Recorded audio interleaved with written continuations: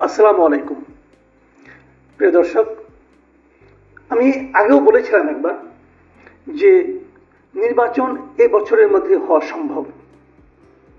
আমি বলেছিলাম নির্বাচন এ বছরের মধ্যে হওয়া উচিত। আমি এই কথাও বলেছিলাম নির্বাচন এ বছরের মধ্যে না দিলে বড় ধরনের একটা রাজনৈতিক সংকট তৈরি হতে পারে।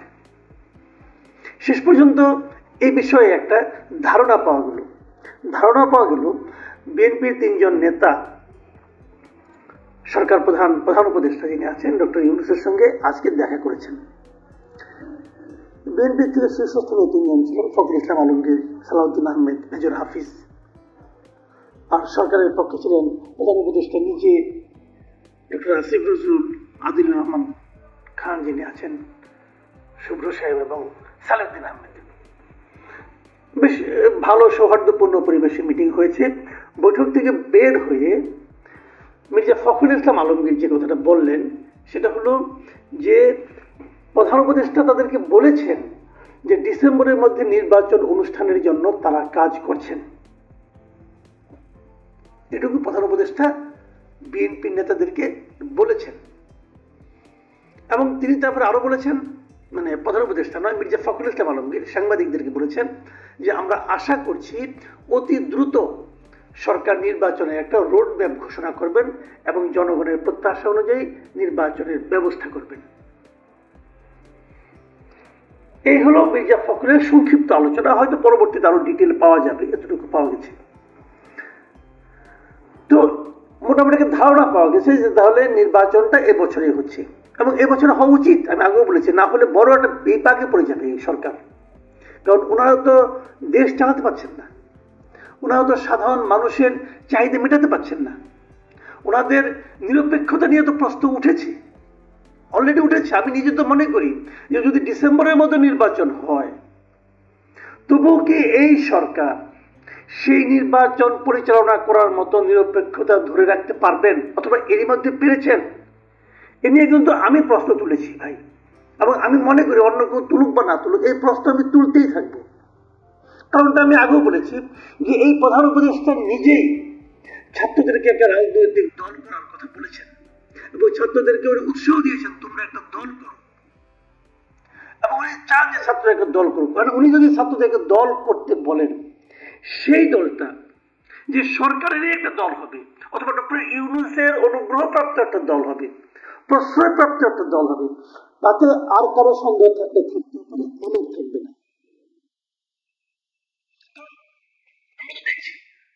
এই দলের সঙ্গে যারা জড়িত হবেন বলে বলা হচ্ছে, জাতীয় নাগরিক কমিটি বলেন, বৈষম্য বিরোধী ছাত্র আন্দোলন বলেন, যাদেরকে বলেন তারা তো সরকারের সঙ্গে খুবই ঘনিষ্ঠ অবস্থায় আছে। তারা যা বলছে সরকার তাই করে দিচ্ছে। তাদের নেতারা দেশের বিভিন্ন এলাকায় যাচ্ছেন, সেখানে তাদেরকে প্রটোকল দেওয়া হচ্ছে। প্রশাসনের বিভিন্ন স্তরে তাদের প্রভাব দেখা যাচ্ছে। মন্ত্রণালয়ের বিভিন্ন কমিটিতে এই ছাত্ররা জায়গা পাচ্ছে। তো এটা তো সরকারেরই পার্ট। এখন এই সরকার যদি নির্বাচন পরিচালনা করে সেটা কি করে নিরপেক্ষ হবে বলে আমি বুঝতে পারি না। বরঞ্চ তত্ত্বাবধায়ক সরকারের যে কনসেপ্টটা এতদিন বিভিন্ন রাজনৈতিক দলের মধ্যে উচ্চারিত হতো, সেই কনসেপ্টের তো সুস্পষ্ট লঙ্ঘন আমি ডক্টর ইউনূস এবং তার সরকারের মধ্যে দেখতে পাচ্ছি। আরেকটা কথা বলি, এই সরকারের ৩ জন উপদেষ্টা ছাত্র উপদেষ্টা আছেন, এদের মধ্যে নাহিদ ইসলাম, উনি যে নতুন ছাত্রদের যে দলটা হচ্ছে সেই দলের প্রধান হবেন সেটা এর মধ্যে মোটামুটি স্পষ্ট হয়ে গেছে। একাধিক পত্রিকার নিউজে আমি দেখলাম যে নাহিদ ইসলামই হচ্ছে নতুন দলের প্রধান। তো নাহিদ ইসলাম কি বিভিন্ন এলাকায় যে বিভিন্ন জায়গায় যে তার জন্য সে কাজ করছে না? আরেক উপদেষ্টা আসিফ মাহমুদ, উনি কি কাজ করছেন না?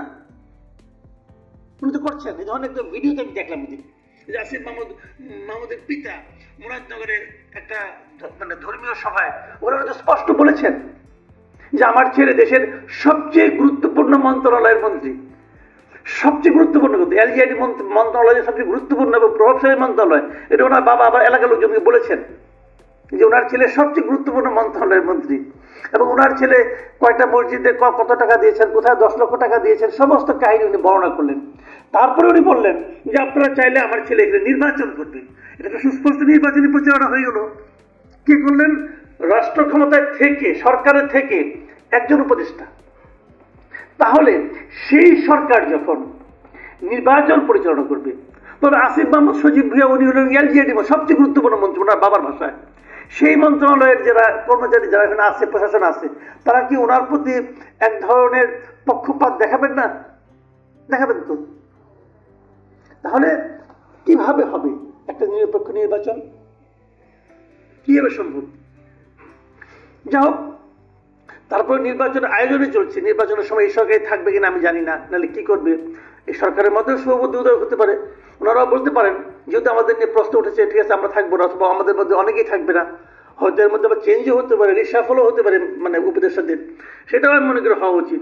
এবং যদি ছাত্ররা যেদিন দল করবে, বাকি দুইজন ইলেকশনে আগে আগে পদত্যাগ করবে, এটা হয় না, সবগুলো এখনই পদত্যাগ করা উচিত আমি মনে করি। তাহলে হয়তো কিছুটা মুখ রক্ষা হলে হতেও পারে, নতুনত্ব আমি কোনো পথ দেখি না। তারপরে আমি আবারও বলবো যে ডিসেম্বরে নির্বাচন হওয়াটার সিদ্ধান্ত যেটা সরকার নিয়েছে, যদি নিয়ে থাকে, ফখরুল ইসলাম আলমগীর নিশ্চয়ই ভুল বলবেন না, যদি নিয়ে থাকে তাহলে আমি মনে করি সরকারের জন্য এটা একটা শুভ বুদ্ধির পরিচয় ওনারা দিয়েছেন। আরেকটু আগে হলে ভালো হতো, আমার বিবেচনা অক্টোবরে হওয়া উচিত ছিল, অক্টোবরে হলে সবচেয়ে সব দিক দিয়ে ভালো হতো। যেহেতু আপনি ডিসেম্বর পর্যন্ত টেনে নিয়ে গেছেন, যদি সেখানে হয় সেটা আমি মনে করি অতি উত্তম হবে। এবং আমি এর সঙ্গে এটাও মনে করি রাজনৈতিক দলগুলোর উচিত সেই নির্বাচনে তারা কিভাবে অংশ নেবেন, জনগণের কাছে কি প্রতিশ্রুতি দিবেন, সেগুলো খোলামেলাভাবে বলা।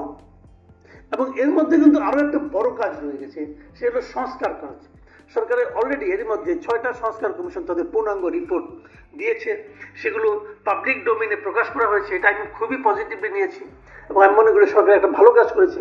সাধারণ মানুষ যারা আছে তারা ইচ্ছা করলে সেখানে যে থরোলি দেখতে পারে, ডাউনলোড করে নিতে পারে, ওপেন আছে একদম। আমি নিজেও ডাউনলোড করে নিয়েছি, আমি পড়ছি। আমি ইনশাল্লাহ যদি সময় পাই এরপর আমি প্রত্যেকটা সংস্কার কমিশনের রিপোর্ট নিয়ে আলোচনা করার চেষ্টা করব। সেটা তো হচ্ছে। এবং এগুলো নিয়ে তারা পলিটিক্যাল লিডারদের সঙ্গে বসবেন, পলিটিক্যাল লিডাররা কীভাবে রিয়েক্ট করেন, তারা কি কি প্রস্তাব দেন, সেই প্রস্তাবের বিরোধটা কোন পর্যন্ত যায় সেটাও দেখার ব্যাপার আছে। এইগুলো করে তারা নির্বাচনটা করবেন। নির্বাচন কমিশনকেও দেখলাম তারাও বেশি ইতিবাচক অবস্থানে আছেন। সেই হিসাবে একটা নির্বাচন হতে যাচ্ছে, এটা আমাদের জন্য একটা আমি মনে করি সুখবর। আমরা একটা গণতান্ত্রিক রাষ্ট্র পেতে যাচ্ছি। অনেকে আশঙ্কা করেছেন যে নির্বাচন হলে একটা গণতান্ত্রিক রাষ্ট্র হলে সব ঠিক হয়ে যাবে। না, তা ঠিক হবে না। তবে আমি মনে করি নতুন যারা ক্ষমতায় আসবেন তারা কিন্তু এই যে সদ্য যে পতিত যে স্বৈরাচার কি করলে কি হয় এই শিক্ষাটা তারা সেখান থেকে নেবেন। যদিও আমরা অতীতের ইতিহাস দেখেছি, ইতিহাস থেকে কেউ কখনো শিক্ষা নেয় না, তারপরে আমরা আশা করব তারা নেবেন যারা এই ক্ষমতায় আসেন। প্রিয় দর্শক, আমরা একটা শান্তিপূর্ণ, অবাধ, সুষ্ঠু নির্বাচন চাই এবং সেই নির্বাচন এই বছরই হতে যাচ্ছে বলে যে তথ্য আমরা পেলাম সেটা আমাদেরকে আশাবাদী করে তুলল। প্রিয় দর্শক, এখন এ পর্যন্তই।